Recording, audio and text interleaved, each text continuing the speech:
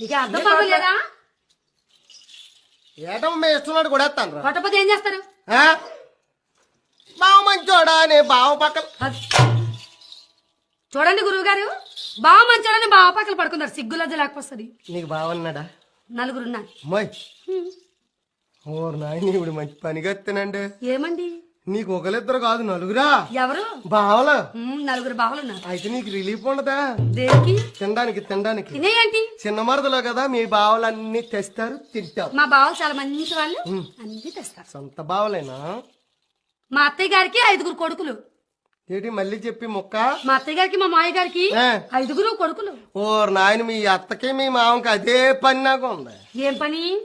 ఏం పని? మన గవర్నమెంట్ ఒకరు లేక ఇద్దరు, మన దేశానికి జనాభా పెరిగిపోతుందని పెరిగిపోతుందని ఒకరు లేక ఇద్దరు పిల్లలతో ఆపరేషన్